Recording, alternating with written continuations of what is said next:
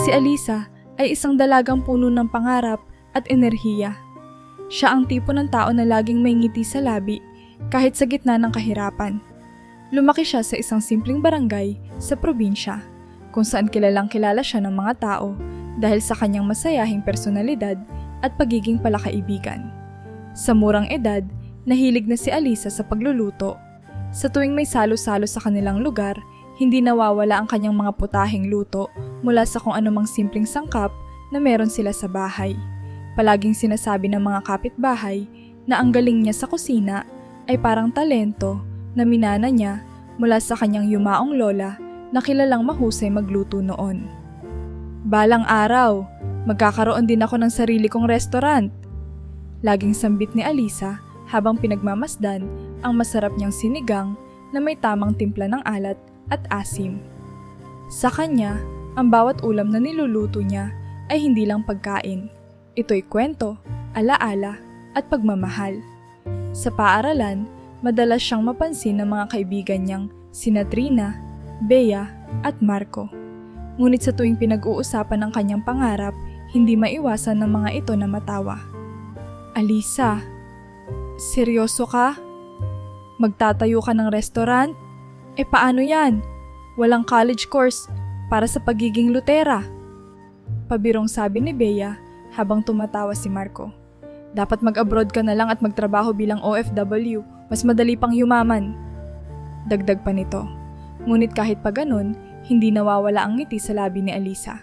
Alam niyang hindi nila lubos na nauunawaan ang kanyang pangarap. Ngunit para sa kanya, ang pangarap niyang ito ang bumubuo sa kanyang pagkatao. Hindi lamang ito tungkol sa ambisyon, kundi sa pagmamahal niya sa pagluluto at sa kagustuhan niyang makapagbigay ng saya sa pamamagitan ng masarap na pagkain. Isang araw, habang naglalakad pa uwi mula sa eskwela, napansin ni Alisa ang isang lumang tindahan na sarado na.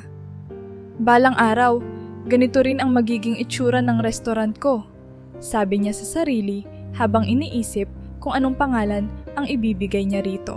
Habang hawak ang kanyang bag na puno ng notebook at proyekto sa eskwela, pinangako niya sa sarili na kahit anong mangyari, ipupursige niya ang kanyang pangarap.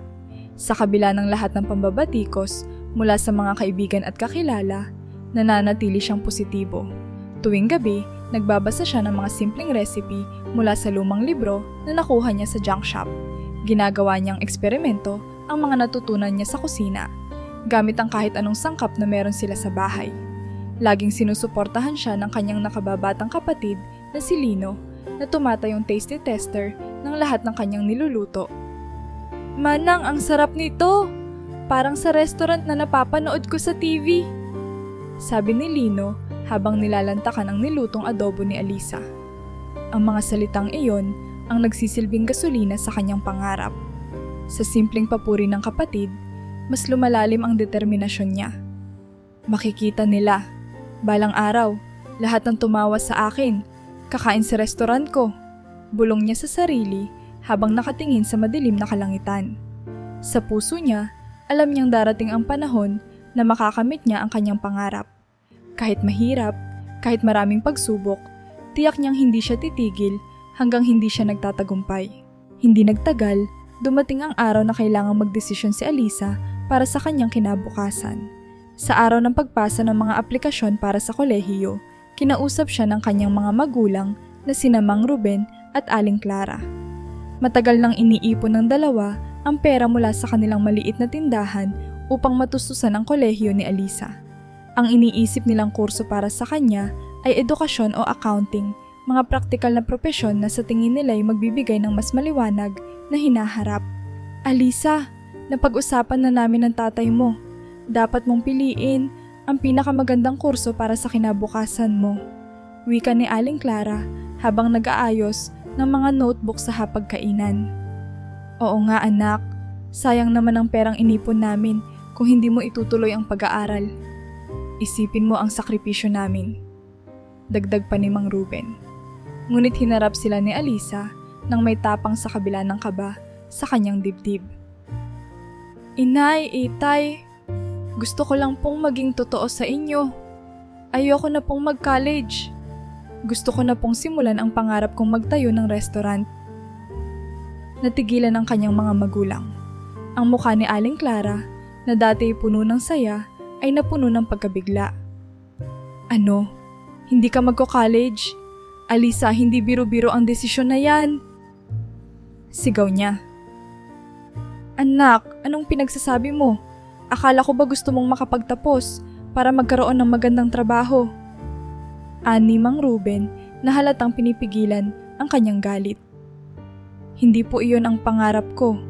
Ang gusto ko pong gawin ay magluto, magtayo ng sariling restaurant. Alam kong mahirap, pero iyon po ang nagpapasaya sa akin. Sagot ni Alisa, pilit na nagpapaliwanag habang namumuo ang luha sa kanyang mga mata. Hindi napigilan ni Aling Clara ang magalit. Alisa, ang dami naming isinakripisyo para sa iyo. Hindi pwedeng sayangin mo lang ang pagkakataong makapag-aral ka. Kung gusto mo ng negosyo, gawin mo na kapag may diploma ka na. Paano ka magsisimula ng negosyo kung wala kang alam sa pagpapalakad? Kailangang mag-aral ka, Alisa. Magiging kahihiyan ka lang kung basta ka susubok nang walang pinanghahawakan. Sabad ni Mang Ruben. Ngunit matigas ang desisyon ni Alisa. Kahit wala po akong diploma, kaya kong magsimula. Naniniwala po ako sa sarili ko. Sagot niya ng mariin. Ngunit humahalo na ang panginginig ng kanyang boses. Naniniwala ka sa sarili mo? Pero paano kami? Wala ka bang utang na loob sa amin? Galit na tanong ni Aling Clara. Halos sigaw na. Kung ganito rin lang ang gagawin mo, baka mas mabuti pang umalis ka na sa bahay na ito. Natigilan si Alisa sa narinig. Hindi niya inaasahang sasabihin ito ng sariling ina. Ngunit sa kabila ng sakit, naramdaman niyang wala ng puwang ang kanyang pangarap sa loob ng kanilang tahanan. Tumayo siya, hawak ang kanyang bag at tiningnan ang kanyang mga magulang. Kung iyon po ang gusto niyo, aalis na po ako. Pero hindi ko po iiwan ang pangarap ko. Mahinahon, ngunit puno ng lungkot niyang sinabi. Sa gabing iyon, umalis si Alisa mula sa bahay nila. Bitbit ang kaunting damit at perang naipon mula sa mga maliit na raket. Lumabas siya ng bahay na ang puso'y mabigat, ngunit puno ng determinasyon. Habang nilalakad ang madilim na kalsada, hindi niya maiwasang mapaiyak.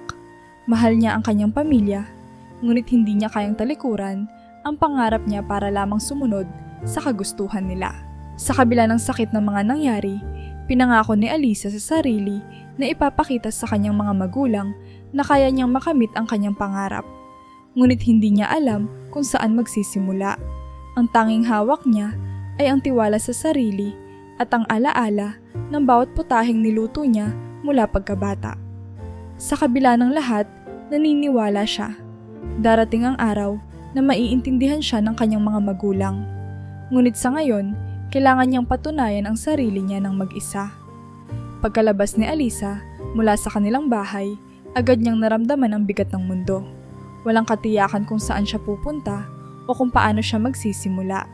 Ang gabing iyon ay naging mahaba at malamig. Ang tahimik na kalsada ay tila naging kulungan na nagkukulong sa kanya. Naupo siya sa isang sulok malapit sa palengke. Bitbit ang kanyang bag na may lamang ilang damit at ang kaunting perang natira mula sa kanyang naipon. Sa unang araw ng kanyang buhay sa kalsada, naglakad si Alisa ng walang direksyon. Tumigil siya sa isang parke kung saan maraming tao nagbabaka sakaling may tumulong. Ngunit bawat oras na lumilipas ay nagdadala ng gutom at pagod. Sa kawalan ng mapuntahan, napilitan siyang mamalimos ng pagkain. Ngunit halos walang pumapansin sa kanya. Karamihan ay iniiwasan siya o tinitingnan ng may panghuhusga. Miss, pwedeng humingi ng kahit kaunting pagkain lang po, tanong niya sa isang tindera ng kakanin. Ngunit imbes na tulungan, sinungitan siya nito. Hindi ako charity. Kung gusto mo ng pagkain, magtrabaho ka. Sa gitna ng kahihiyan, iniwas ni Alisa ang kanyang tingin at naglakad palayo. Nang gabing iyon, natulog siya sa isang malamig na bangketa. Pilit na iniipon ang lakas para harapin ang panibagong araw. Ang dating buhay na puno ng sigla at mga pangarap ay tila napalitan ng kawalang pag-asa. Habang nakahiga, iniisip niya kung tama ba ang desisyong umalis sa kanilang bahay. Ngunit sa likod ng lahat ng alinlangan, nananatili ang kanyang paniniwala na kaya niyang lampasan ang lahat ng ito. Sa mga sumunod na araw, natutunan ni Alisa ang pasikot-sikot ng buhay sa kalsada. Naghahanap siya ng tirang pagkain mula sa mga basurahan ng malalaking fast food chain. Natutunan din niyang makisama sa iba pang palaboy na minsan ay nagbabahaginan ng kaunting pagkain o damit. Sa kabila ng hirap, nananatiling buo ang kanyang loob. Hindi siya tumigil sa pangarap niya, kahit nasa pinakamababang punto ng kanyang buhay. Isang araw, habang naglalakad si Alisa sa kalsada, narinig niya ang isang pamilyar na boses. "Alisa, ikaw ba yan?" Napatingin siya at tumambad sa kanya si Andre, ang matalik niyang kaibigan mula pa noong elementarya. Si Andre ay tahimik, mahiyain, ngunit laging maaasahan. Ang simpleng ngiti nito ay tila nagpabago sa bigat ng mundo ni Alisa. "Andre!" Halos hindi siya makapagsalita. Biglang bumagsak ang lahat ng emosyon na pilit niyang kinikimkim. Niyakap siya ni Andre, ramdam ang bigat ng sitwasyon ng kanyang kaibigan. "Anong nangyari sa'yo? Bakit ka nandito sa kalsada?" Tanong ni Andre, halatang nag-aalala. Mahabang katahimikan ang lumipas bago nagsimulang magsalita si Alisa. Ikinuwento niya ang nangyari sa kanyang pamilya, ang pagtatalo nila at ang desisyon niyang umalis. Sinabi rin niya kung gaano kahirap ang buhay na nararanasan niya ngayon. Hindi nagdalawang isip si Andre. "Hindi ka pwedeng manatili dito. Sumama ka sa akin," wika niya. Tila nawala ang lahat ng bigat sa puso ni Alisa sa mga salitang iyon. Sa unang pagkakataon matapos ang maraming araw, nakaramdam siya ng kaunting ginhawa.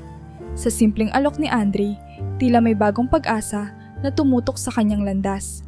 Agad siyang dinala ni Andre sa kanilang bahay, isang maliit ngunit maaliwalas na tahanan sa gilid ng bayan. Habang binabaybay nila ang daan patungo roon, hindi mapigilan ni Alisa ang mapaiyak. Hindi dahil sa lungkot, kundi sa kaginhawahan ng pagkakaroon ng kaibigan na hindi siya iniwan kahit sa pinakamahirap na panahon. Sa sandaling iyon, naisip ni Alisa na kahit gaano kahirap ang buhay, lagi pa ring may mga taong handang tumulong. Tila unti-unting bumabalik ang liwanag sa kanyang mundo. At alam niyang si Andre ang unang hakbang patungo sa bagong kabanata ng kanyang buhay. Sa pagdating ni Alisa sa bahay ni Andre, naramdaman niya agad ang kakaibang init ng pagtanggap mula sa pamilya nito. Ang bahay ay simple, may maliit na sala, lumang mga muebles at masikip na kusina. Ngunit ramdam ang masayahing atmosfera na tila nagpapawi ng pagod. Ang nanay ni Andre, si Aling Rosa, ay agad na bumungad sa pintuan, nakasuot ng simpleng duster at may hawak na tsinelas. Ang tatay naman ni Andre, si Mang Tonyo, ay abala sa pagsasaayos ng lumang radyo sa gilid ng sala. "Andre, anak, sino yung kasama mo?" Tanong ni Aling Rosa na agad napansin ang lungkot sa mukha ni Alisa. "Ma, kaibigan ko si Alisa. Wala siyang matutuluyan ngayon, kaya inisip ko kung pwede siyang tumira muna dito," sagot ni Andre. Ngumiti si Aling Rosa, iniabot ang kamay kay Alisa. "Halika iha, huwag kang mahiya. Mabuti na lang at dinala ka ni Andre dito. Ano man ang pinagdadaanan mo, nandito ka na sa tamang lugar." Napaluha si Alisa sa narinig. Hindi niya akalain na sa gitna ng kanyang pinagdadaanan, may pamilyang handang tumanggap sa kanya nang walang pag-aalinlangan. Pinakilala siya ni Andre sa kanyang nakababatang kapatid na si Mila, na agad naging komportable sa kanya. Si Mila ay isang 12 taong gulang na masayahin at mahilig magtanong, kaya't agad silang nagkapalagayan ng loob ni Alisa. Habang tumatakbo ang mga araw, unti-unting nakilala ni Alisa ang pamilya ni Andre. Bagamat hindi marangya ang kanilang pamumuhay, puno ito ng pagmamahal at respeto sa isa't isa. Nagtitinda ng gulay si Aling Rosa sa palengke, habang si Mang Tonyo naman ay isang karpintero na kilala sa kanilang lugar. Pareho silang masipag at dedikado sa kanilang mga trabaho, ngunit higit sa lahat, mahal nila ang isa't isa. Alam mo Alisa, dito sa bahay na to, hindi mahalaga kung gaano karami ang meron kami. Ang mahalaga, sabay-sabay kaming kumakain at masaya.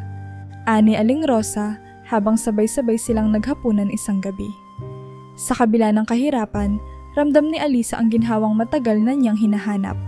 Unti-unti siyang naging bahagi ng kanilang pamilya. Tuwing umaga, tumutulong siya sa mga gawain sa bahay. Naghuhugas ng pinggan, nagwawalis, at minsan pa'y sumasama kay Aling Rosa sa palengke.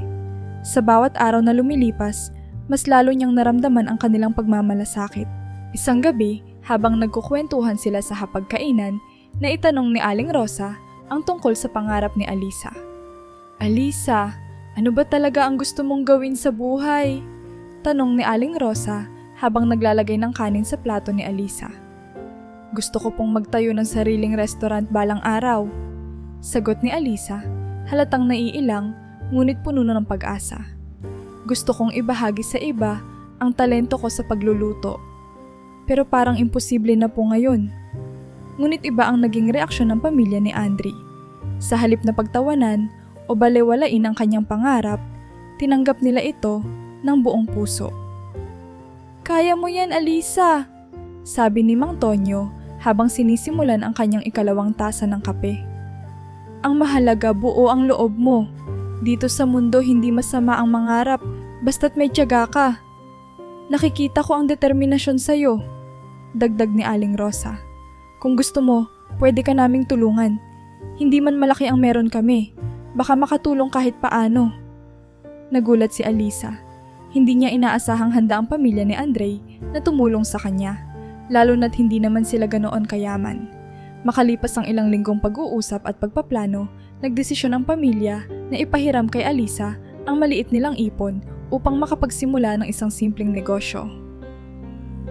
Ito na ang pagkakataon mo, Alisa, sabi ni Andre habang iniaabot ang sobre na naglalaman ng puhunan. Ipakita mo sa lahat kung ano ang kaya mong gawin. Napuno ng luha ang mata ni Alisa. Hindi niya alam kung paano pasasalamatan ang kabutihang ipinapakita ng pamilya ni Andre. Sa pagkakataong iyon, pinangako niya sa sarili na hindi niya sasayangin ang tiwalang ibinigay sa kanya. Alam niyang ito ang simula ng bagong kabanata sa kanyang buhay, ang unang hakbang patungo sa katuparan ng kanyang pangarap. Sa tulong ng pamilya ni Andre, unti-unting nagkaroon ng direksyon ang mga plano ni Alisa. Ang perang ipinahiram sa kanya ng pamilya ni Andre ay hindi malaki, ngunit sapat na upang simulan ang kanyang unang negosyo, isang maliit na kainan na matatagpuan sa tapat ng palengke. Ang lugar ay tamang-tama, matao, abot kaya ang renta, at malapit sa mga nagtitinda ng sariwang gulay, karne, at iba pang mga sangkap na kakailanganin niya. Sa unang linggo ng pagbubukas, punong-puno ng kasabikan si Alisa. Sa tulong ni Andre at ng kanyang pamilya, inayos nila ang maliit na espasyo. Nilagyan nila ito ng simpleng mga mesa at bangko at isang pinalamutian na pisara na may nakasulat na menu gamit ang chalk. Lutong Alisa ang ipinangalan niya sa kanyang kainan. Simple, ngunit may personal na dating. Nais niyang ipaalam na bawat ulam na inihahain niya ay puno ng pagmamahal at dedikasyon. Sa umpisa, maganda ang takbo ng negosyo. Maraming pumupunta sa kainan. Karamihan ay mga tindera mula sa palengke at mga tricycle driver na naghahanap ng abot kayang pagkain. Ang adobo, sinigang at pritong isda na may kasamang mainit na kanin ay naging patok sa mga customer. Madalas, napupuno ang kainan tuwing tanghali at halos wala ng bakanteng mesa. Ang sarap ng ulam mo, Alisa, sabi ng isang tindera habang kumakain ng ginataang gulay. Talagang babalik ako dito araw-araw. Sa mga ganitong papuri, tila lumilipad sa tuwa si Alisa. Naramdaman niya na unti-unti nang nagkakatotoo ang kanyang pangarap. Bukod pa rito, naroon palagi si Andre, tumutulong sa pag-aasikaso ng mga order o pag-abot ng tubig sa mga customer. Hindi niya kailanman iniwan si Alisa, palaging nariyan upang magbigay ng suporta. Ngunit hindi nagtagal, nagsimula nang magkaroon ng mga problema. Napansin ni Alisa na may ilang customer na nagdadahilan upang hindi magbayad. May ilan na umuutang ngunit hindi na bumabalik. Mayroon ding nagreklamo tungkol sa presyo, kahit naabot kaya na ang mga pagkain niya. Isang araw, isang grupo ng mga tricycle driver ang kumain ngunit umalis na lamang na hindi nagbayad. Alisa, hindi ko na po naabutan yung mga umalis, sabi ng isa sa mga alalay ni Alisa sa kainan. Halata ang kaba sa boses. Hindi ito basta-basta binigyang pansin ni Alisa noong una. Sa isip niya, bahagi ng negosyo ang ganitong mga problema. Ngunit nang paulit-ulit itong mangyari, nagsimulang maapektuhan ang kita ng kainan. Hindi na sapat ang kinikita upang tustusan ang mga gastusin tulad ng renta, kuryente, at pagbili ng bagong mga sangkap. Halos lahat ng perang inilabas niya ay hindi na bumabalik. Sa loob ng ilang buwan, tuluyang nalugi ang negosyo. Halos wala nang pumupunta sa kainan. Sa bawat araw na nagdaraan, mas nararamdaman ni Alisa ang bigat ng kabiguan. Pinilit niyang maging positibo, ngunit hindi na maikakailang tapos na ang unang kabanata ng kanyang negosyo. Isinara niya ang kainan, puno ng lungkot, ngunit may natitirang bahid ng determinasyon. Sa kabila ng pagkatalo, sinabi ni Alisa sa sarili, "Hindi ito ang katapusan, hindi ito ang magiging wakas ng pangarap ko." Ngunit sa kanyang puso, alam niyang kailangang magsimula muli, kahit gaano kahirap. Pagkatapos isara ang kanyang maliit na kainan, ramdam ni Alisa ang bigat ng kabiguan. Hindi lang ito tungkol sa perang nawala o sa mga utang na iniwan ng negosyo. Ito rin ang sakit ng hindi matupad ang pangarap na matagal na niyang inaasam. Ngunit hindi siya nagtagal sa kalungkutan. Sa kabila ng lahat, alam niyang kailangan niyang bumangon. Sa kanyang isip, ang bawat araw ay isang pagkakataon upang muling magsimula. Agad naghanap si Alisa ng trabaho upang makabangon. Una siyang natanggap bilang isang waitress sa isang maliit na karinderya sa bayan. Doon, muling ginamit ni Alisa ang kanyang kaalaman sa pagluluto at ang kakayahang makitungo sa mga tao. Kahit mahirap ang trabaho, pag-aasikaso ng mga order, pagdadala ng mabibigat na pinggan, at paminsan-minsang pagsalo sa pagluluto, hindi siya nagreklamo. Alam niyang ito ang tamang paraan upang makapag-ipon at mabayaran ang utang niya sa pamilya ni Andre. Sa kabila ng hirap, hindi niya naramdaman ang pag-iisa. Palaging naroon si Andre, tumutulong sa kanya at nagbibigay ng lakas ng loob.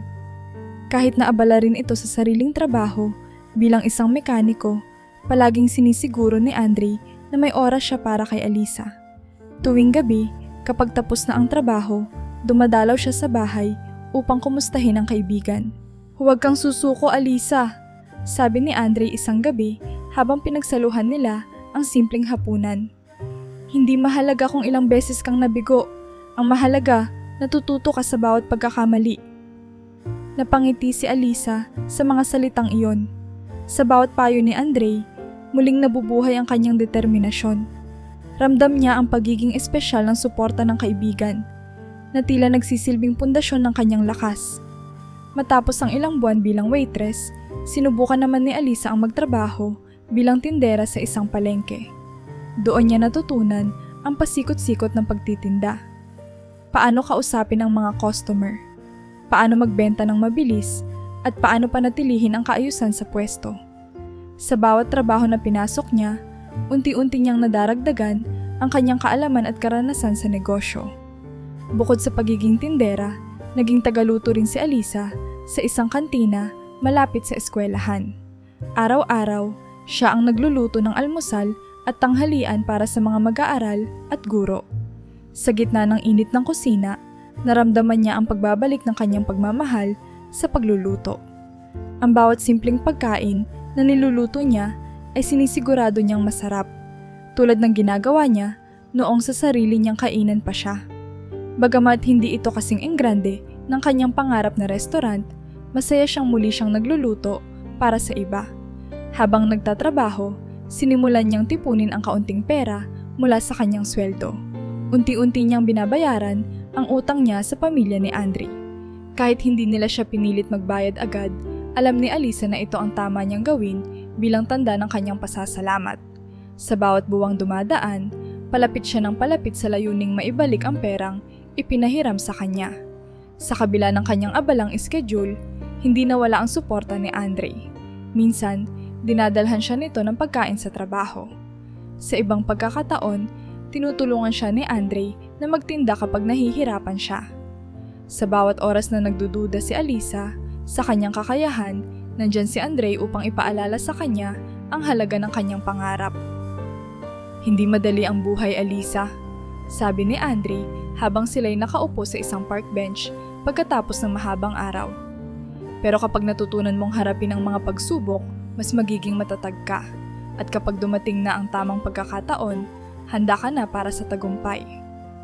Sa mga salitang iyon, lalong naging malinaw kay Alisa ang kanyang layunin. Hindi pa tapos ang laban. Bagamat nagbago ang takbo ng kanyang buhay, alam niyang ang bawat hakbang na ginagawa niya ay patungo pa rin sa kanyang pangarap. At sa tulong ng kaibigan niyang si Andre, alam niyang hindi siya mag-iisa sa paglalakbay na ito. Sa kabila ng hirap at mga naunang kabiguan, sinubukan ni Alisa na muling itayo ang kanyang pangarap. 2 taon matapos niyang maibalik ang lahat ng perang utang sa pamilya ni Andre, naipon niya ang sapat upang magtayo ulit ng maliit na karinderya. Gamit ang karanasan mula sa kanyang mga naunang trabaho, mas maingat na niyang pinlano ang kanyang negosyo, mula sa lokasyon, menu, hanggang sa presyo ng pagkain. Pinili niyang magtayo sa isang mas tahimik na kalsada, sa pag-asang mas madali niyang mababantayan ang mga transaksyon. Sa umpisa, muling napuno ng kasiyahan si Alisa. Bumalik ang dating sigla niya habang nagluluto ng mga paboritong putahe ng mga customer, tulad ng sinigang, adobo at pritong tilapia. Gumawa siya ng paraan upang maging abot kaya ang pagkain habang tinitiyak ang kalidad nito. Ngunit tulad ng dati, hindi nagtagal ang tagumpay. Sa unang taon ng kanyang bagong karinderya, unti-unting bumaba ang kita. Hindi na nagugulat si Alisa kapag may mga customer na umuutang ngunit hindi na bumabalik. May mga pagkakataon ding sobra ang binibili niyang sangkap, ngunit hindi ito nauubos dahil matumal ang customer. Kahit na anong gawin niyang promosyon o pagbabago sa menu, hindi niya magawang palakasin ang kita ng karinderya. Baka kulang lang sa tiyaga, palagi niyang iniisip. Kaya't pinilit niyang magpatuloy, naghanap ng iba't ibang paraan upang mas maengganyo ang mga tao. Ngunit bawat buwan na dumadaan, mas lalong nagiging mahirap. Naranasan niyang madelay sa pagbabayad ng renta at halos mawalan ng pondo para sa sangkap. Sa huli, natutunan niyang muling tanggapin ang pagkatalo nang hindi na niya maipilit ang negosyo. Subalit hindi dito natapos ang kanyang pagsubok. Hindi lang isa, kundi 3 beses siyang nagtangkang magsimula muli ng iba't ibang uri ng karinderya. Minsan, sinubukan niyang magtinda sa bangketa malapit sa paaralan, ngunit pinatigil siya ng awtoridad dahil wala siyang tamang permit. Sa isa pang pagkakataon, nagtayo siya ng karinderya sa likod ng palengke, ngunit hindi siya makipagsabayan sa kompetisyon. Sa bawat pagkakataon, nauuwi ito sa pagkalugi. Puno ng pagod at pagkadismaya si Alisa matapos ang 5 taong paulit-ulit na pagkabigo. Isang gabi, habang nakaupo sa labas ng tinutuluyang bahay, hindi na niya napigilan ang kanyang mga luha. Sa bawat pagsubok na ginawa niya, parang mas lumalayo ang pangarap na minsan niyang pinangarap. Nawalan na siya ng tiwala sa sarili. Andre, siguro hindi talaga para sa akin ito. Umiiyak niyang sinabi sa kanyang kaibigan. Ang dami ko nang sinubukan, parang wala nang pag-asa. Tahimik lamang na nakikinig si Andre habang pinapanood siyang naglalabas ng sama ng loob. Matapos ang ilang sandali, inilapit niya ang kanyang upuan at hinawakan ang kamay ni Alisa. Alisa, hindi ko alam kung gaano pa karaming beses kang kailangang mabigo bago ka magtagumpay, wika niya. Pero ang alam ko, hindi pwedeng dito ka lang sumuko. Ang mga kabiguan na ito, hindi ibig sabihin na hindi ka magaling. Siguro, kailangan lang nating pag-isipan kung paano pa ito mas mapapabuti. Huwag kang susuko, Alisa. Dagdag pa ni Andre. Nandito pa rin ako. Kahit kailan, hindi kita iiwan. Kaya kung gusto mo, magkasama nating hahanapin ang tamang paraan. Sa simpleng mga salitang iyon, naramdaman ni Alisa ang bigat na bahagyang nawala sa kanyang balikat. Sa kabila ng lahat ng kanyang pagdududa, naroon pa rin si Andre. Isang paalala na hindi siya nag-iisa sa laban. Bagamat hindi agad nawala ang kanyang panghihina, alam niyang dapat niyang muling subukan. Ngunit sa pagkakataong ito, magiging mas maingat at mas bukas siya sa mga bagong paraan at ideya. Isang bagong kabanata ang naghintay, kahit hindi pa niya alam kung paano ito sisimulan. Ang mahalaga, may isang tao siyang kasama sa bawat hakbang. Pagkatapos ng maraming taon ng pagkabigo at pagsubok, nagpa siya si Alisa na subukang muli. Matagal niyang pinag-isipan kung muling bubuksan ang karinderya. Ngunit sa bawat sandaling nagdadalawang isip siya, palaging nandyan si Andre upang palakasin ang loob niya. Kung ito talaga ang pangarap mo, Alisa, hindi mo dapat sukuan. Hindi mahalaga kung gaano karaming beses kang mabigo. Ang mahalaga, hindi mo hinayaan ang sarili mong magtapos sa pagkatalo. Sabi nito isang gabi habang pinaplano nila ang susunod na hakbang. Gamit ang perang inipon mula sa kanyang mga trabaho bilang waitress, tindera at tagaluto, sinimulan niyang muling buuin ang kanyang pangarap. Sa pagkakataong ito, pumili siya ng isang mas maliit na espasyo, isang simpleng pwesto malapit sa terminal ng jeepney sa kanilang lugar. Hindi ito kasing laki ng dati niyang karinderya, ngunit sapat upang magluto ng ilang pangunahing putahe tulad ng adobo, ginisang gulay at pritong isda. Pinili niyang gawing simple ang lahat, mula sa menu hanggang sa dekorasyon ng pwesto. Noong araw ng pagbubukas, hindi niya maiwasang makaramdam ng kaba. Wala nang grand opening o malaking anunsyo tulad ng dati. Sa halip, tahimik niyang sinimulan ang negosyo, umaasang dadating ang mga customer. Sa unang linggo, matumal ang benta. Karamihan sa mga pumupunta ay mga jeepney driver na naghahanap ng mabilisang pagkain bago bumiyahe. Kahit kakaunti ang pumapasok, sinigurado ni Alisa na bawat ulam na niluluto niya ay may parehong pagmamahal at dedikasyon tulad ng dati. Habang tumatagal, naramdaman ni Alisa ang bigat ng araw-araw na operasyon. Hindi tulad ng mga naunang pagtatangka niya, mas ramdam niya ang kabagalan ng progreso. Minsan, isang buong araw ang lilipas ng hindi napupuno ang maliit niyang karinderya. Ngunit sa kabila ng lahat, nagpatuloy siya. Alam niyang ang bawat hakbang, kahit gaano kaliit, ay bahagi ng proseso. Nakakapanibago rin, sabi niya kay Andre isang gabi habang nakaupo sila sa bangketa pagkatapos magsara ng karinderya. Hindi ito tulad ng dati, parang mas mabagal, mas mahirap, pero siguro ito talaga ang tamang paraan. Ngumiti si Andre at tumango. Ang mahalaga, hindi ka tumigil. At alam mo, kahit anong mangyari, nandito ako para sa'yo. Sa bawat araw na dumadaan, mas pinapahalagahan ni Alisa ang suporta ng kaibigan. Si Andre ang tumutulong sa kanya sa mga simpleng bagay. Pag-abot ng mga kasangkapan, pag-aayos ng pwesto, at minsan ay pagdala ng pagkain tuwing hindi na siya makapagpahinga. Bukod sa pisikal na tulong, ang presensya ni Andre ang naging pundasyon ng lakas ni Alisa. Sa mga pagkakataong gusto niyang magreklamo o magtanong kung sulit pa ba ang lahat ng ito, nariyan si Andre upang ipaalala sa kanya kung bakit niya sinimulan ang laban. Lumipas ang mga buwan at bagamat hindi pa rin sumisigla ang negosyo tulad ng kanyang inaasahan, natutunan ni Alisa na pahalagahan ang maliliit na tagumpay. Ang ilang loyal na customer na palaging bumabalik ay nagbibigay ng ngiti sa kanyang mukha. Ang simpleng papuri mula sa isang jeepney driver. Ang sarap ng adobo mo, Alisa. Parang laging bagong luto. Ay sapat upang magpaalala sa kanya ng kahalagahan ng ginagawa niya. Sa kabila ng matamlay na simula, nanatili si Alisa sa kanyang layunin. Alam niyang hindi pa tapos ang laban at na bawat araw ay pagkakataon upang mapabuti ang kanyang negosyo.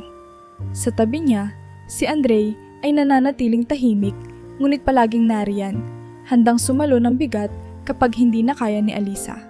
Ang buhay ay hindi pa rin madali, ngunit sa maliit na karinderyang iyon, muling nagsisimula ang bagong kabanata ng kwento ni Alisa.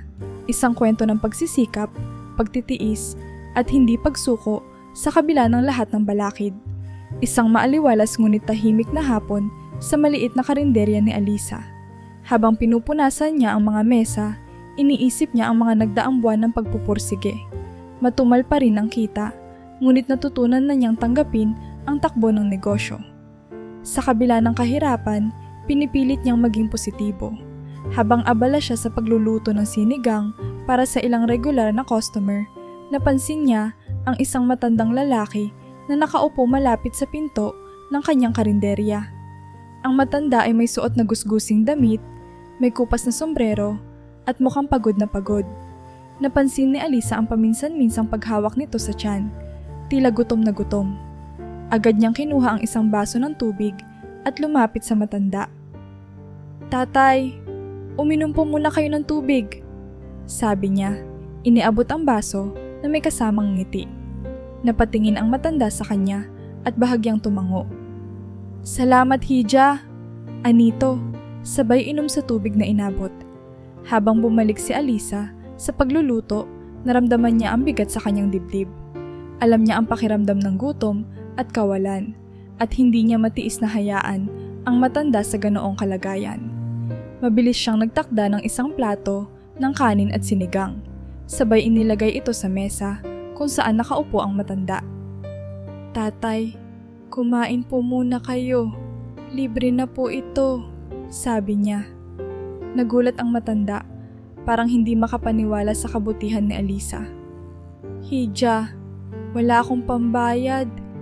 Hindi ko kayang bayaran ng pagkain mo," sagot nito habang bahagyang inilalayo ang plato. Ngunit ngumiti si Alisa at umiling. "Hindi niyo po kailangang magbayad, tatay. Sige na po, kainin niyo na yan habang mainit pa." Tila nahihiya, ngunit labis ang pasasalamat, nagsimula ng kumain ang matanda. Sa bawat subo, kitang-kita ang kasiyahan sa kanyang mukha, na para bang matagal na niyang hindi nararanasan ang ginhawang dulot ng masarap na pagkain. Hindi nagtagal, naubos niya ang laman ng plato at mukhang mas magaan na ang pakiramdam niya. "Salamat, Hija," ani ng matanda habang tumutulo ang luha mula sa kanyang mga mata. "Hindi ko alam kung paano kita mapapasalamatan. Isa kang anghel." Ngumiti si Alisa, ngunit hindi na siya nagsalita. Sa kanya, natural lang na tumulong sa nangangailangan, lalo pat alam niya ang pakiramdam ng kawalan. Nang makita niyang umalis ang matanda, hindi niya inaasahan ang susunod na mangyayari. Sa ibabaw ng mesa kung saan kumain ang matanda, napansin niyang may iniwang sobre. Agad niya itong kinuha, iniisip na baka ito'y naiwan lang. Binuksan niya ang sobre at halos hindi siya makapaniwala sa nakita. Isang tseke na may nakasulat na malaking halaga ng pera ang nasa loob nito. Halos mabitawan ni Alisa ang sobre dahil sa pagkagulat. Muling tumingin siya sa paligid, ngunit wala na ang matanda. Tumakbo siya palabas, umaasang makita ito, ngunit tila naglaho na ito sa mga tao sa kalsada. Hindi alam ni Alisa kung ano ang gagawin. Sa loob-loob niya, iniisip niyang baka nagkamali lamang ang matanda o baka hindi sinasadya ang iniwan nito. Ngunit habang hawak niya ang sobre, naramdaman niya ang bigat ng kabutihang natanggap niya mula sa hindi inaasahang tao. Sa sandaling iyon, hindi pa niya batid ang magiging epekto ng iniwang tseke sa kanyang buhay. Ang alam lang niya, ito'y isang bagay na kailangang pag-isipan ng maigi. Isang tanda ng pag-asa sa kabila ng lahat ng kanyang pinagdaanan.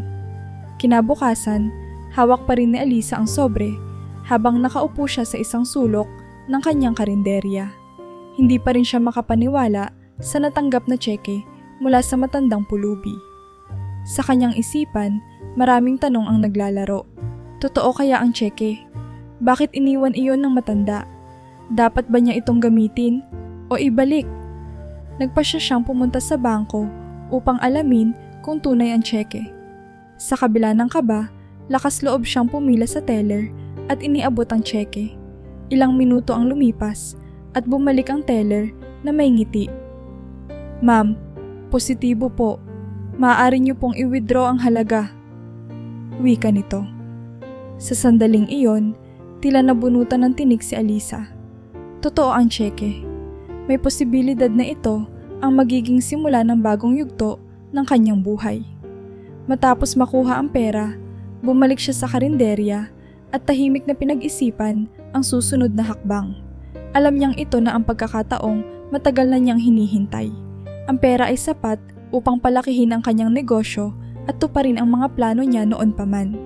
Ngunit sa halip na magmadaling gumastos, naglaan si Alisa ng ilang araw upang maingat na planuhin ang lahat. Una niyang ginawa ay humanap ng mas malaking pwesto para sa kanyang karinderya. Nahanap niya ang isang lokasyon sa gitna ng bayan, malapit sa mga opisina at paaralan. Ang lugar ay mas maluwag, may mas maraming mesa at nasa prime na lokasyon kung saan maraming tao ang dumadaan araw-araw. Sa loob ng ilang linggo, inayos niya ang bagong karinderya. Inilagay niya ang personal niyang tatak, mula sa menu hanggang sa simpleng dekorasyong nagpaparamdam ng init at pag-aalaga sa mga customer. Noong araw ng pagbubukas, hindi na maitago ni Alisa ang kanyang kaba, ngunit kasabay nito ang matinding kasiyahan. Nagsimula nang dumagsa ang mga tao, mga empleyado, estudyante, at maging mga pamilyang naghahanap ng abot-kayang pagkain. Ang simpleng menu niya noon ay nadagdagan na ngayon ng iba't ibang putahe tulad ng bulalo, kare-kare at iba't ibang ulam na tiyak na patok sa masa. Ang benta ay mas mabilis kaysa dati at bago matapos ang unang buwan, alam niyang tagumpay ang kanyang desisyon. Dahil sa lumalaking pangangailangan, kinailangan ni Alisa na kumuha ng mga empleyado. Nag-hire siya ng mga dating kilala niya sa palengke, mga tindera at kusinera na dati nahihirapang maghanap ng trabaho. Sa loob ng karinderya, hindi lang si Alisa ang umangat, pati na rin ang mga taong natulungan niya. Bawat empleyado ay tinuruan niyang magluto, mag-asikaso ng mga customer at magpatakbo ng negosyo. Para sa kanya, ang tagumpay ng kanyang karinderya ay dapat maging tagumpay din ng iba. "Salamat sa pagkakataong binigay mo, Alisa," sabi ng isa sa kanyang empleyado habang nag-aayos ng mesa. "Matagal na akong walang trabaho, pero dahil sa'yo, nakakatulong na ulit ako sa pamilya ko." Ngumiti si Alisa at tumango. Para sa kanya, ang tunay na tagumpay ay hindi lamang nasusukat sa kita, kundi sa dami ng buhay na kanyang natutulungan. Habang patuloy na lumalago ang kanyang negosyo, mas lumalim din ang tiwala ni Alisa sa sarili. Ang dating babaeng halos sumuko na ay muling nakatagpo ng pag-asa. At lahat ng ito ay dahil sa hindi inaasahang kabutihan ng isang matandang pulubi. Ngunit kahit abala siya sa tagumpay ng kanyang karinderya, hindi pa rin nawawala sa isip niya ang matanda. Sino ba siya? Bakit siya nagbigay ng ganitong halaga? At saan na kaya siya ngayon? Habang pinagmamasdan ang kanyang masiglang karinderya, naisip ni Alisa ang isang bagay. Hindi sapat na tanggapin lang ang kabutihang natanggap niya. Kailangang hanapin niya ang matanda, hindi lang upang magpasalamat, kundi upang alamin ang kwento sa likod ng tseke. Ngunit bago iyon, nagpasya siyang ituloy ang pagpapatatag ng kanyang negosyo. Dahil sa bawat tagumpay na natatamo niya, nararamdaman niyang mas may dahilan siya upang mahanap ang taong tumulong sa kanya sa kabila ng lahat. Habang lumalago ang negosyo ni Alisa, hindi niya kailanman nakalimutan ang matandang pulubi na nagbigay ng tseke. Sa kabila ng kanyang tagumpay, nanatili sa kanyang isipan ang misteryo ng matanda. Sino siya? Bakit siya nagbigay ng ganoon kalaking halaga? Hindi na siya mapalagay. Alam niyang hindi sapat ang magpasalamat sa kanyang isipan. Kailangang magpasalamat siya ng personal. Sa araw-araw na abala sa karinderya, iniisip pa rin niya ang tamang oras upang simulan ang paghahanap. Isang araw, matapos ang maagang pagsasara ng karinderya, kinausap niya si Andre tungkol sa kanyang plano. "Andre, kailangan ko siyang hanapin," seryosong wika ni Alisa. "Hindi ko mapigilang isipin kung anong nangyari sa kanya. Alam kong hindi ako mapapanatag hanggat hindi ko siya nakikita." Tumango si Andre, nauunawaan ang nararamdaman ng kaibigan. "Sasamahan kita. Hindi natin alam kung saan siya pwedeng magpunta. Pero sisimulan natin kung saan mo siya unang nakita." Kinabukasan, nagsimula ang paghahanap ni Alisa at Andre. Una nilang pinuntahan ang lugar kung saan nakita ni Alisa ang matanda, ang kalye sa labas ng kanyang dating karinderya. Ngunit sa kanilang pag-ikot, wala ni bakas ng matanda ang natagpuan. Tinanong nila ang ilang nagtitinda at mga palaboy na naroon, ngunit wala ni isa ang nakakita sa kanya. "Parang nawawala na ako ng pag-asa," sabi ni Alisa matapos ang ilang oras ng paghahanap. "Baka hindi na natin siya makita."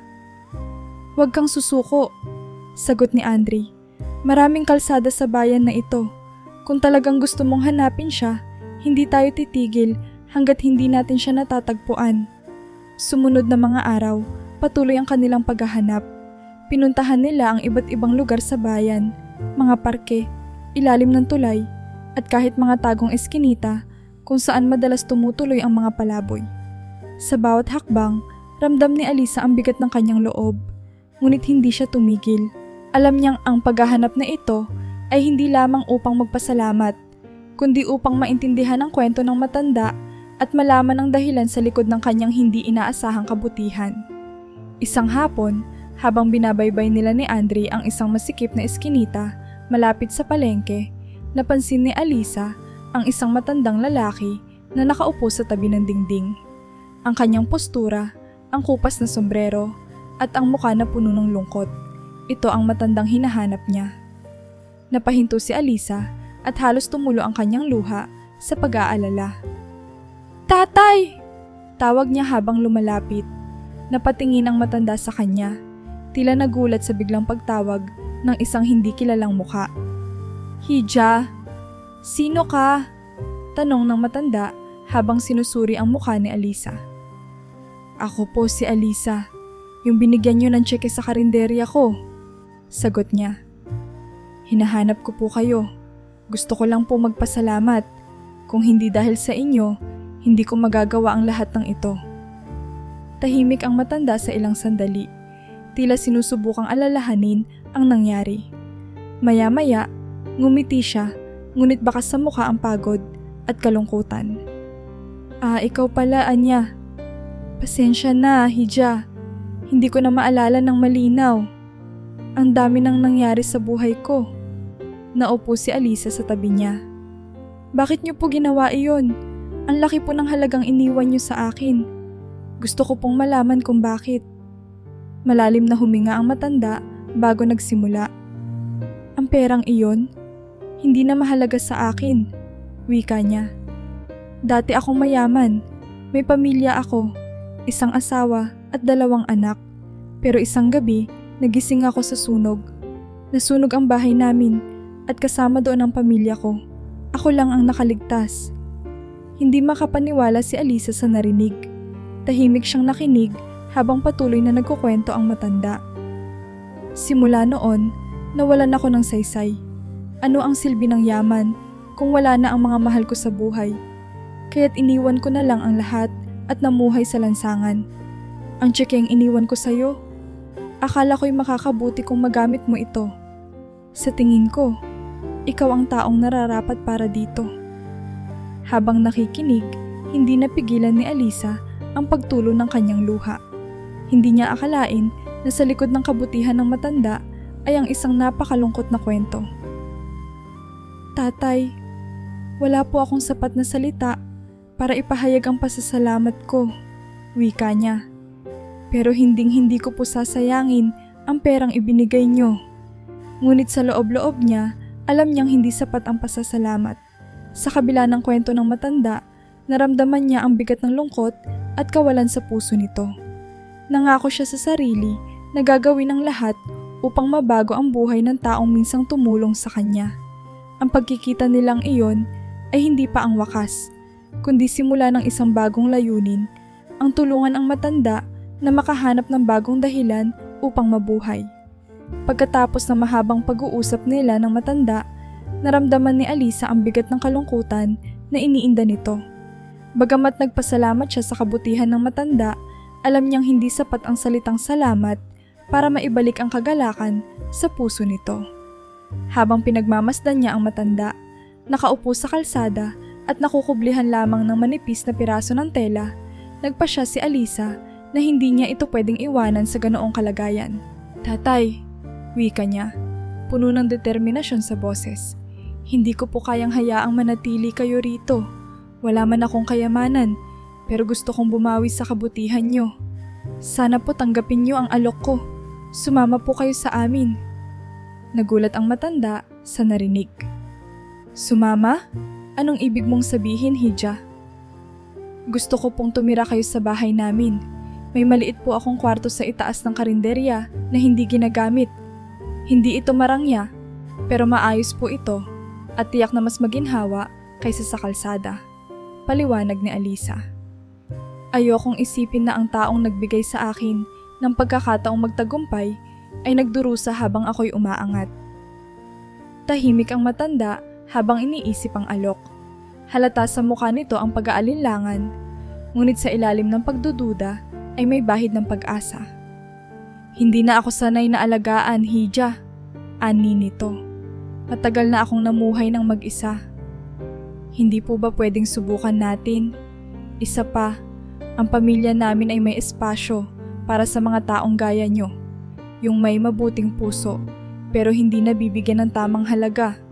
Sagot ni Alisa, pilit na ngumiti kahit na nanlambot ang kanyang puso sa nakikitang kondisyon ng matanda. Sa huli, pumayag ang matanda. Dinala siya ni Alisa pabalik sa karinderya kung saan sinalubong sila ni Andre na agad na intindihan ang nangyayari. Tay, dito na kayo simula ngayon, sabi ni Andre habang tinutulungan itong buhatin ang maliit nitong bag ng gamit. Kami na ang bahala sa inyo. Sa mga sumunod na araw, masinsinang tinutukan ni Alisa ang kalagayan ng matanda. Una niyang ginawa ay tiyaking maayos ang kalusugan nito. Dinala niya ito sa doktor para sa isang check-up kung saan nalaman niyang wala namang malubhang sakit ang matanda. Ngunit kinakailangan ng sapat na nutrisyon at pahinga. Sinigurado niyang nakakakain ito ng masustansyang pagkain araw-araw at tinulungan itong magkaroon ng maayos na damit at mga gamit. Habang lumilipas ang mga linggo, unti-unting nagbago ang aura ng matanda.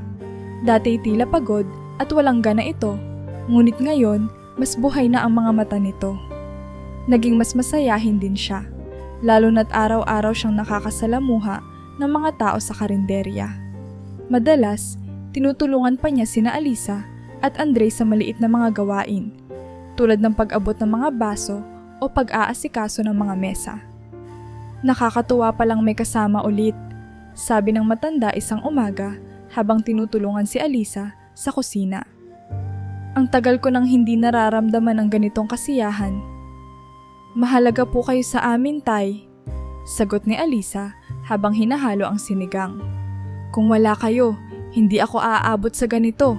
Hindi ko kayang baliwalain ang kabutihan na ipinakita nyo. Sa mga sumunod na buwan, lalo pang bumalik ang sigla ng matanda. Natuto siyang magtanim sa likod ng karinderya, kung saan nagtanim siya ng malunggay, sili, at iba pang gulay na ginagamit ni Alisa sa pagluluto. Sa tuwing makakakita siya ng customer na tila nahihirapan, siya mismo ang nagkukusa na lapitan ang mga ito at kumustahin, para bang nagkaroon siya ng bagong layunin sa buhay, ang maging kabahagi ng tagumpay ni Alisa at Andre. Hindi nagtagal, naging bahagi na siya ng pamilya ni na Alisa. Madalas siyang kausap ni Andre at minsan pinapanood nila ang paglubog ng araw sa harap ng karinderya. Sa mga pagkakataong ito, ramdam na ramdam ni Alisa ang mainit na pagkakabuklod sa pagitan nila. Ang matandang minsang nawalan ng dahilan upang mabuhay ay muling natagpuan ang halaga ng sarili, hindi sa kayamanan, kundi sa pagmamahal at pakikiramay ng mga tao sa paligid niya. Sa bawat ngiti ng matanda, alam ni Alisa na tama ang naging desisyon niya. Ang kanilang tahanan, maliit man, ay puno ng kasiyahan at pagmamalasakit. At sa puso ni Alisa, alam niyang hindi lamang siya ang natulungan ng matanda. Sa simpleng paraan, naibalik din niya ang sigla nito. Sa piling nila, muling nabuhay ang pag-asa at saya na minsang nawala sa matanda. Hindi nagtagal, ang simpleng karinderya ni Alisa ay unti-unting naging isa sa pinakasikat na kainan sa kanilang lugar. Ang dating maliit na pwesto ay pinalitan ng isang maluwag at maayos na restaurant, kumpleto sa modernong kagamitan at isang mas pinalawak na menu. Nakilala ang lutong Alisa hindi lamang sa masasarap na pagkain, kundi sa mainit na serbisyong nagmumula sa puso ni Alisa at ng kanyang mga empleyado. Bawat araw, dinadagsa ang restaurant ng mga tao mula sa iba't ibang bahagi ng bayan, mga estudyante, empleyado, pamilya, at maging mga turista. Ang mga dating customer niya sa maliit na karinderya ay patuloy na bumalik, nagdadala ng kanilang mga kaibigan at kakilala. Ang mga bagong customer naman ay agad na huhumaling sa lasa ng kanyang mga putahe, lalo na sa kanyang signature dish na sinigang na baboy at kare-kare. Alisa, ang sarap talaga ng pagkain mo. Pati ang ambience dito, ang ganda. Komento ng isang loyal na customer habang inaabot ang bayad sa cashier. Hindi nakakapagtakang ang dami niyong customer. Sa tuwing makaririnig ng mga ganitong papuri, hindi maiwasang mapangiti ni Alisa. Hindi naging madali ang lahat para sa kanya. Ngunit sa wakas, nararamdaman na niya ang bunga ng kanyang pagsisikap. Ang dating mga balakid na akala niya'y hahadlang sa kanyang pangarap ay naging bahagi ng kwento na nagpatibay sa kanya. Hindi lamang siya ang umangat, pati ang kanyang mga empleyado. Karamihan ay mga taong minsan ding nahirapan sa buhay ay nabigyan niya ng pagkakataong magkaroon ng maayos na kabuhayan. Tinuturuan niya ang mga ito hindi lamang kung paano magluto at mag-asikaso ng mga customer, kundi pati na rin ang tamang disiplina at pag-aalaga sa sarili. Isang araw, habang abala si Alisa sa pag-aasikaso ng restaurant, napansin niya ang dalawang pamilyar na mukha na pumasok sa pintuan. Biglang bumilis ang tibok ng kanyang puso, ang kanyang mga magulang. Hindi niya inaasahang makikita sila muli, ngunit naroon sila, mukhang kinakabahan habang lumalapit sa kanya. Alisa, wika ni Mang Ruben, ang kanyang ama, habang halatang nagpipigil ng emosyon. Pasensya ka na anak, hindi namin naintindihan ang pangarap mo noon. Nagkamali kami, at ang tigas ng ulo namin. Sana mapatawad mo kami. Napatitig si Alisa sa kanila, at sa kabila ng lahat ng sakit na naranasan niya noon, hindi niya naramdaman ang galit. Sa halip, napuno ang kanyang puso ng pasasalamat na muling makita ang kanyang mga magulang. Lumapit siya sa kanila at niyakap sila ng mahigpit, hindi alintana ang mga luha na dumaloy sa kanyang pisngi.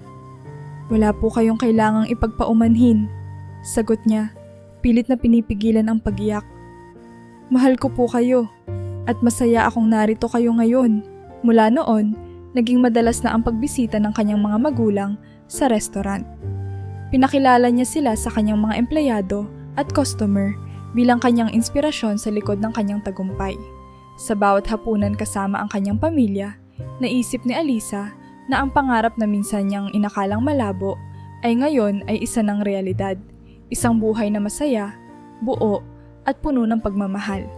Sa lahat ng nangyari, pinatunayan ni Alisa na hindi hadlang ang kahirapan, kabiguan o kawalan ng suporta sa pag-abot ng pangarap. Ang kanyang determinasyon, kasabay ng tulong ng mabubuting tao sa paligid niya, ay naging susi upang marating niya ang kanyang tagumpay. At habang nakatingin siya sa masiglang restaurant na puno ng tao, alam niyang natupad niya ang kanyang pangako. Hindi lang sa sarili niya, kundi sa mga taong naniwala at tumulong sa kanya sa bawat hakbang. Sa paglipas ng mga buwan, habang abala si Alisa sa pagpapatakbo ng kanyang matagumpay na restaurant, hindi niya napansing unti-unting nagbabago ang kanyang nararamdaman. Si Andre, na palaging nariyan para sa kanya mula pa noong simula, ay hindi lamang naging kaibigan, kundi isang mahalagang bahagi ng kanyang buhay. Sa bawat pagkakataong naroon siya upang magbigay ng suporta. Mula sa mga simpleng araw ng pag-aayos ng mesa hanggang sa mga mahihirap na sandali ng pagdedesisyon sa negosyo, naging mas malinaw kay Alisa ang halaga ni Andre. Hindi niya ito agad napansin noong una, ngunit sa bawat pagngiti ni Andre, sa bawat salita niyang nagbibigay ng lakas ng loob, at sa bawat araw na nariyan ito sa kanyang tabi, unti-unti nang nahulog ang kanyang loob. Minsan, habang nanonood sila ng paglubog ng araw sa labas ng restaurant, napansin niyang mas natatangi na ang presensya ni Andre sa kanyang buhay. Hindi na lamang ito kaibigan, kundi isang taong nagbigay ng kulay at sigla sa kanyang pangarap. Isang gabi, matapos ang isang matagumpay na araw ng negosyo, lumapit si Andre kay Alisa habang nag-aayos siya ng mga talaan sa opisina ng restaurant. Alisa, wika nito, pwede ka bang lumabas sandali? May ipapakita ako sa iyo. Napatingin si Alisa sa kanya. Bahagyang nagtataka ngunit sumunod. Paglabas niya sa restaurant, nagulat siya sa kanyang nakita. Sa gitna ng mga mesa, naroonan ng isang maayos na dekorasyon ng mga kandila at bulaklak. Nakapalibot ang ilang empleyado niya na nakangiti, tila may alam sa mangyayari. Sa gitna ng lahat ng iyon, nakatayo si Andrei, hawak ang isang maliit na kahon. "Andrei, ano to?" tanong ni Alisa. Ramdam ang pagbilis ng tibok ng kanyang puso. Ngumiti si Andrei, halatang kinakabahan ngunit puno ng determinasyon. Lumuhod siya sa harap ni Alisa, inilabas ang singsing mula sa kahon at tinitigan siya ng diretso sa mata. "Alisa, simula pa noong una kitang nakita, alam kong espesyal ka na. Pero sa bawat araw na magkasama tayo, lalo kong napatunayan na ikaw ang taong gusto kong makasama habang buhay. Ikaw ang inspirasyon ko, ang dahilan kung bakit nananatili akong matatag. Alisa, gusto mo bang pakasalan ako?" Hindi agad nakapagsalita si Alisa. Nanatili siyang nakatayo, hawak ang kanyang bibig habang pinipigil ang luha. Ngunit sa kabila ng kanyang pagkabigla, malinaw ang sagot sa kanyang puso. Tumango siya at sa wakas, sinabi ang mga salitang matagal na niyang nararamdaman. "Oo, Andrei. Oo, papakasalan kita." Nagsigawan ang mga empleyado at mga kaibigang naroon upang masaksihan ang espesyal na sandali. Agad na niyakap ni Andrei si Alisa habang isinuot ang singsing sa kanyang daliri. Ang gabing iyon ay naging simula ng mas masayang kabanata sa kanilang buhay. Hindi lamang bilang magkaibigan, kundi bilang magkasama sa lahat ng bagay. Ilang buwan matapos ang proposal, naganap ang kanilang kasal. Simpleng ngunit puno ng pagmamahal ang seremonya, ginanap ito sa isang maliit na simbahan sa kanilang bayan. Dumalo ang mga empleyado ng restaurant, mga kapitbahay, at kanilang pamilya, kabilang ang mga magulang ni Alisa na masaya para sa kanilang anak. Habang palakad si Alisa sa aisle, naramdaman niya ang katuparan hindi lamang ng kanyang pangarap na negosyo, kundi ng pangarap niyang makahanap ng tunay na kasama sa buhay. Pagkatapos ng kanilang kasal, mas lalo pang lumaki ang kanilang negosyo. Pinagsama nila ang kanilang kakayahan, ang pagiging mahusay sa pagluluto ni Alisa, at ang maayos na pagpaplano at suporta ni Andrei. Nagbukas sila ng ikalawang branch ng kanilang restaurant sa kalapit na bayan, na agad dinagsa ng mga tao. Kasabay nito, patuloy nilang siniguro na ang kanilang negosyo ay may layuning makatulong sa iba. Nagbigay sila ng trabaho sa mga nangangailangan at tumulong sa komunidad sa pamamagitan ng mga feeding program at iba pang proyekto. Sa bawat araw na dumaraan, naramdaman nilang ang kanilang tagumpay ay hindi lamang para sa kanila, kundi para rin sa lahat ng taong tumulong at naniwala sa kanilang kwento. Sa kanilang pagsasama, nakita ni Alisa na ang tunay na tagumpay ay hindi lamang nasusukat sa dami ng pera o laki ng negosyo, kundi sa saya at pagmamahal na nadadala nila sa bawat isa at sa mga tao sa paligid nila. Habang magkasamang nakaupo sa harap ng kanilang restaurant, isang gabi, pinagmasdan nila ang mga tao na masaya at busog na lumalabas mula sa kanilang kainan. Hawak ang kamay ni Andrei, napangiti si Alisa. "Ang layo na ng narating natin," wika niya. "Salamat sa iyo, Andrei, sa lahat ng ginawa mo para sa akin." Ngumiti si Andrei at hinalikan ang kamay ni Alisa. "Hindi lang ikaw ang may pangarap na natupad, Alisa. Salamat din sa iyo dahil ikaw ang naging pangarap ko." Ang kanilang pagmamahalan ay naging pundasyon hindi lamang ng kanilang tagumpay bilang mag-asawa, kundi ng kanilang patuloy na pag-abot ng mas malalaking pangarap. Paglipas ng ilang taon, ang buhay ni Alisa ay naging mas maganda kaysa sa kanyang inakala. Ang kanyang restaurant ay hindi na lamang isang negosyo. Ito ay naging simbolo ng pangarap, tiyaga at tagumpay. Hindi lamang ito dumami ang mga branch sa iba't ibang bahagi ng bayan, kundi pati na rin ang dami ng mga taong natutulungan nito. Ngunit ang pinakamahalaga para kay Alisa ay ang pamilyang nabuo niya kasama si Andrei, ang matanda at ang pamilya ni Andrei. Ang matanda na minsang nawala ng saysay sa buhay dahil sa trahedyang dinanas nito ay naging isa sa pinakamahalagang bahagi ng kanilang pamilya. Sa kabila ng kanyang edad, nahanap nito ang kaligayahan sa piling ni na Alisa at Andrei. Madalas siyang nakikita sa restaurant, tumutulong sa pagtatanim ng mga gulay sa likod ng mga branch o kaya'y nakikipagkwentuhan sa mga customer. Ang kanyang kwento ay nagsilbing paalala sa lahat na ang kabutihan, kahit sa pinakamaliit na paraan, ay maaaring magdulot ng napakalaking pagbabago sa buhay ng iba. Ang dami kong natutunan sa inyo, Alisa. Wika ng matanda isang hapon habang nagkakape sila sa veranda ng bahay. Kung hindi kita nakilala, malamang wala na akong dahilan para magpatuloy. Pero dahil sa inyo, naramdaman kong mahalaga pa rin ako. Ngumiti si Alisa at hinawakan ang kamay ng matanda. Tay, kayo ang dahilan kung bakit ako narito ngayon. Kaya hindi ko kayo pababayaan. Ang pamilya ni Andre, na noon ay simple lamang pa na ang pamumuhay, ay naging bahagi na rin ng tagumpay ni Alisa. Ang mga magulang ni Andre ay tumutulong sa pamamalakad ng restaurant, habang ang mga kapatid nito ay naging katuwang sa iba't ibang proyekto. Laging puno ng tawa at kasiyahan ang kanilang tahanan, lalo na sa tuwing magkakasama silang kumakain o nagkukwentuhan pagkatapos ng isang mahabang araw. Samantala, ang pamilya ni Alisa ay muling naging buo.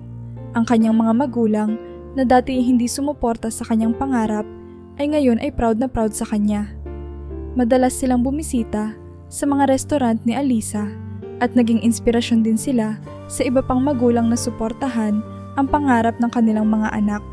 Sa gitna ng kanyang tagumpay, naisip ni Alisa na hindi sapat na masaya lamang siya at ang kanyang pamilya.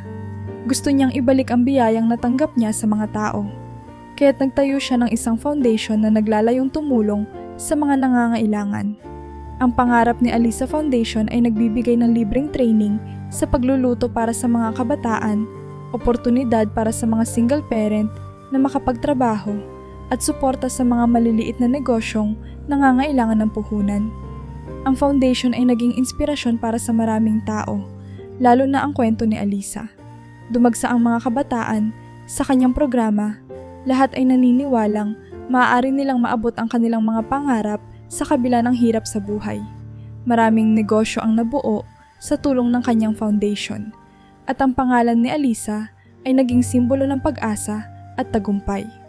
Isang gabi, habang nakaupo si Alisa sa harap ng kanilang bahay kasama si Andre, ang kanilang mga magulang at ang matanda, pinagmasdan niya ang tahimik ngunit puno ng pagmamahal na tagpo.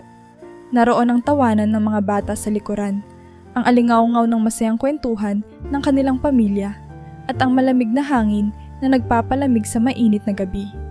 Tila lahat ng hirap na pinagdaanan niya noon ay bahagi lamang ng isang mahabang kwento na nagdala sa kanya sa sandaling ito. Andre, wika ni Alisa habang hinahawakan ang kamay ng kanyang asawa. Hindi ko akalain na ganito kaganda ang magiging buhay ko. Pero ang totoo, hindi ko ito nagawa ng mag-isa. Lahat ng ito dahil sa inyo. Hindi mo kailangang magpasalamat, sagot ni Andre habang nakangiti. Ang totoo, ikaw ang inspirasyon namin. Ikaw ang nagpapaalala sa amin na ang kahit pinakamahirap na pangarap ay posibleng matupad basta't hindi sumusuko. Habang pinapanood ni Alisa ang kanyang masayang pamilya, napagtanto niya na natupad na ang lahat ng kanyang pangarap, at higit pa roon. Ang tagumpay niya ay hindi lamang tungkol sa restaurant o sa foundation, kundi sa pagbuo ng buhay na puno ng pagmamahal, kasiyahan at malasakit. Sa kanyang puso, alam niyang hindi ito ang katapusan ng kanyang kwento, kundi isang masayang simula ng panibagong kabanata.